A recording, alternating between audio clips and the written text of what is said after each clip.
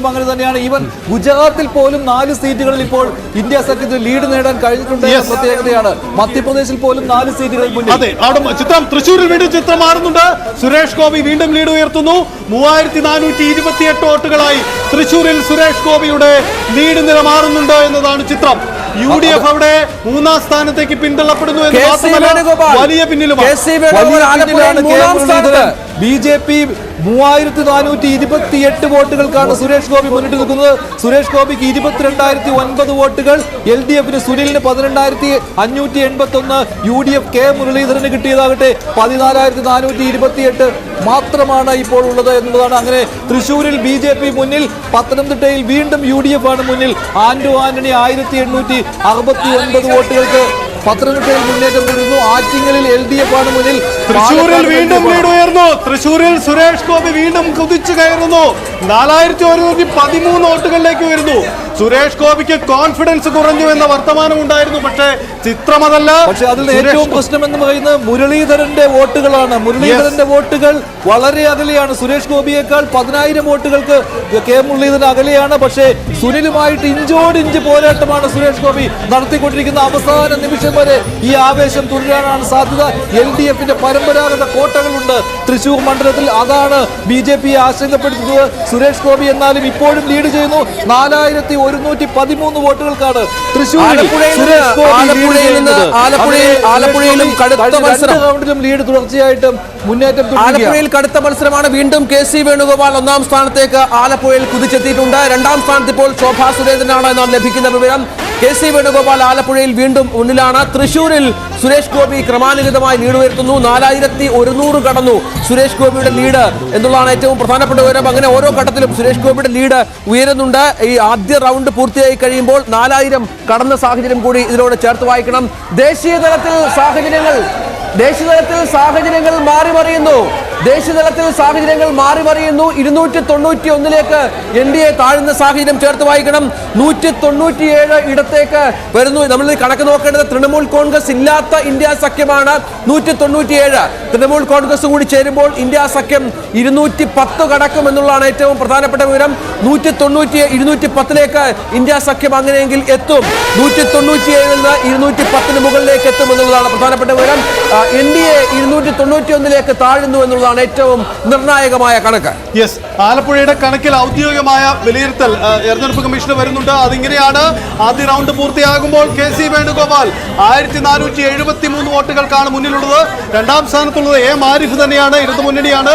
അദ്ദേഹത്തിന് 9638 വോട്ടുകൾ ലഭിച്ചു. തൊട്ടടുത്ത് ശോഭാ സുരേന്ദ്രനുണ്ട് 9585 വോട്ടുകൾ. മഞ്ജുഷ, നമ്മൾ പ്രതീക്ഷിച്ചതല്ല ആലപ്പുഴയിൽ.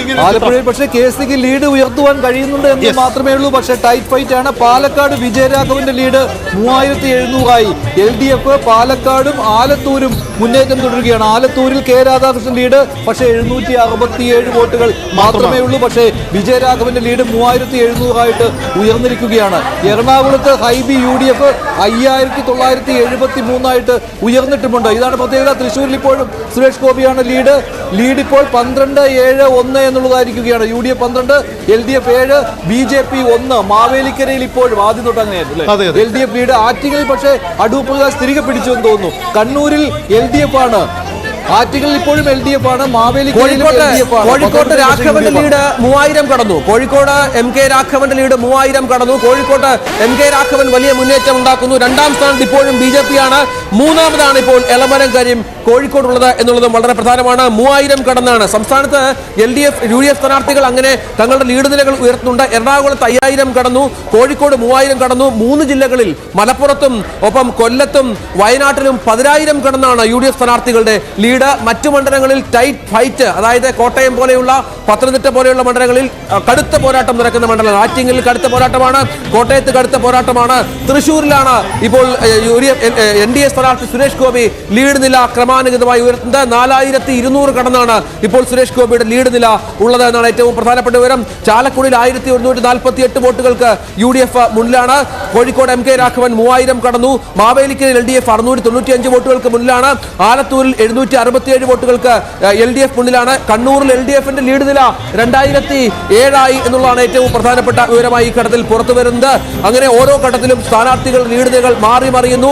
രണ്ടാം റൗണ്ട് വോട്ടെണ്ണൽ ഇതിനകം ആരംഭിച്ചു കഴിഞ്ഞു എന്നുള്ളതാണ് ഏറ്റവും പ്രധാനപ്പെട്ട വിവരം. കാസർഗോഡ് 2638 വോട്ടുകൾ രാജ്ഭവൻ ഉണ്ടെത്താൻ നേടിയിട്ടുണ്ട്. ഈ ഘട്ടത്തിൽ 3179 മലപ്പുറത്തെ UDFന്റെ ലീഡ്. കോഴിക്കോട് 3171 MK രാഘവൻ കുതിച്ചെത്തുന്നു. വടകരയിൽ UDFന്റെ ഷാഫി പറമ്പിൽ 34 വോട്ടുകൾക്ക് ലീഡ് ചെയ്യുന്നു. പത്തനംതിട്ടയിൽ വീണ്ടും UDF ലീഡ് നേടിയിട്ടുണ്ട്. അത് 1869 വോട്ടുകളാണ് എന്ന കണക്കാണ് ഈ ഘട്ടത്തിൽ പുറത്തു വരുന്നത്.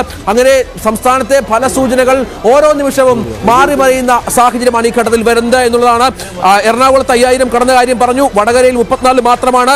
കാസർഗോട്ട് UDFന്റെ ലീഡ് ക്രമാനുഗതമായി വർദ്ധിക്കുന്നുണ്ട്. തിരുവനന്തപുരത്ത് ഇപ്പോൾ UDF ആണ് ലീഡിൽ. അത് 360 ആണ്. 1000 മുകളിലേക്ക് ലീഡ് നില തരൂരിന്റെ കടന്നിരുന്നെങ്കിൽ ഇപ്പോൾ 360 തരൂരിന്റെ ലീഡ് നില കുറഞ്ഞിട്ടുണ്ട്. ആറ്റിങ്ങൽ LDF 700 എത്തുന്ന സാഹചര്യമുണ്ട്. ചാലക്കുടിയിൽ LDF ലീഡ് നില 1148 ആകുന്നു എന്നുള്ളതാണ് ഏറ്റവും പ്രധാനപ്പെട്ട വിവരം.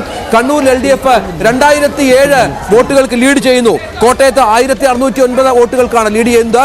ഇത്തരത്തിൽ അയോധ്യയിൽ വളരെ പ്രധാനപ്പെട്ട ഒരു അപ്ഡേറ്റ് ഉള്ളത്, അയോധ്യയിൽ BJP പിന്നിൽ എന്നാണ്. അയോധ്യയിൽ BJP പിന്നിൽ. UP-യിലുടനീളം BJPക്കുണ്ടാകുന്ന വലിയ തിരിച്ചടി അത് അയോധ്യയിലും പ്രതിഫലിക്കുന്നു എന്നുള്ളതാണ് ഏറ്റവും പ്രധാനപ്പെട്ട വിവരം. ഇപ്പോൾ 207 ഇന്ത്യ സഖ്യം കുതിച്ചെത്തുന്നു. മമതാ ബാനർജി ഇല്ലാത്ത ഇന്ത്യ സഖ്യമാണ് 207 എത്തിയിരിക്കുന്നതാണ് നമുക്ക് ലഭിക്കുന്ന വിവരം. 207 ഇന്ത്യ സഖ്യം കുതിച്ചെത്തുന്നു. മമത കൂടി ചേരുമ്പോൾ ഒരു പക്ഷേ 230 ഇന്ത്യ സഖ്യത്തിന്റെ സീറ്റ് എണ്ണം വർദ്ധിച്ചേക്കാം എന്നുള്ളതാണ് ഏറ്റവും നിർണായക വിവരം. 290 സീറ്റുകളിൽ മാത്രമാണ് ഇപ്പോൾ NDAക്ക് ലീഡുള്ളത്. അതിൽ BJPക്ക് തൽക്കാലം കേവല ഭൂരിപക്ഷമില്ല. 243 സീറ്റുകളിൽ മാത്രമാണ് BJP ലീഡ് ചെയ്യുന്നത്. കോൺഗ്രസിന് 88 സീറ്റുകൾ എന്ന മാജിക് സംഖ്യ, അതായത് കോൺഗ്രസിന് ഒരു പക്ഷേ 30-40 സീറ്റുകളുടെ വർധനവുണ്ടായാൽ അത്ഭുതപ്പെടാനില്ല. അങ്ങനെ വന്നാൽ ദേശീയതലത്തിൽ അത് വലിയ മാറ്റങ്ങൾക്ക് കാരണമാകുമെന്ന കാര്യത്തിൽ യാതൊരു സംശയവുമില്ല. അതാണ് ചിത്രം. കേരളത്തിലേക്ക് വീണ്ടും മടങ്ങി വരുമ്പോൾ കേരളത്തിൽ ഔദ്യോഗികമായുള്ള ചിത്രം ഇങ്ങനെയാണ്.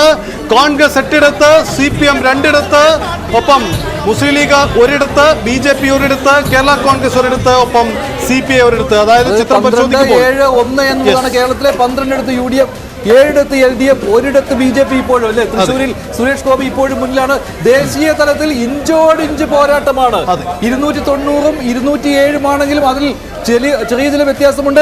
244 താണു എന്ന് പോലുമുള്ള കണക്കുകൾ വരുന്നുണ്ട് പലയിടങ്ങളിൽ നിന്നും. പക്ഷേ ഇപ്പോഴും ഔദ്യോഗിക കണക്കനുസരിച്ച് 290, 207 ആണ്. പക്ഷേ 207 തൃണമൂൽ കോൺഗ്രസിന്റെ കണക്ക് വന്നിട്ടില്ല. അവർ 17 ഇപ്പോൾ പശ്ചിമ ബംഗാളിൽ ലീഡ് ചെയ്യുന്നുണ്ടോ എന്നുള്ളതാണ് കണക്ക്. അവിടെ BJPയുമായിട്ടുള്ള ടൈപ്പ് ഫൈറ്റ് നടക്കുന്നു. രാഹുൽ ഗാന്ധിയുടെ ലീഡ് നില 20,000 കടന്നു. രാഹുൽ ഗാന്ധിയുടെ ലീഡ് നില 20,000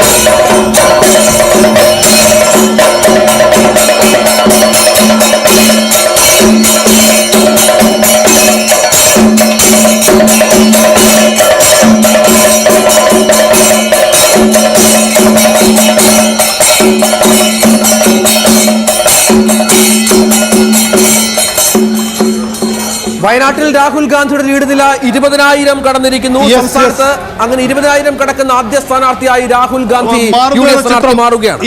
മറ്റൊരു പ്രത്യേകത പാലക്കാട് നിന്നാണുള്ളത്. പാലക്കാട്ടെ UDF സ്ഥാനാർത്ഥി 1ാം റൗണ്ട് പൂർത്തിയാവുമ്പോൾ 3ാം സ്ഥാനത്തേക്ക് പിന്തള്ളപ്പെട്ടു എന്ന ചിത്രമുണ്ട്. അവിടെ ഇടതുമുന്നണിയാണ് ലീഡ് പിടിച്ചത്. വിജയരാഘവൻ. തൊട്ടു പിന്നിൽ വരുന്നത് BJP ആണ്. കൃഷ്ണകുമാറാണ് അവിടെ 2ാം സ്ഥാനത്ത് വന്നത് എന്നതാണ് സാഹചര്യം. 1042 വോട്ടുകൾക്കാണ് VK ശ്രീകണ്ഠൻ 3ാം സ്ഥാനത്ത് നിൽക്കുന്നത് എന്നതാണ് ചിത്രം. അതായത് പാലക്കാട് 2ാം സ്ഥാനത്ത് BJP വന്നിരിക്കുകയാണ് ഇപ്പോൾ എന്നുള്ളതാണ് ഏറ്റവും പ്രധാനപ്പെട്ട പ്രത്യേകത. ഷാഫി പറമ്പിൽ വടകരയിൽ ലീഡ് ഉയർത്തി. ഷാഫിയുടെ ലീഡ്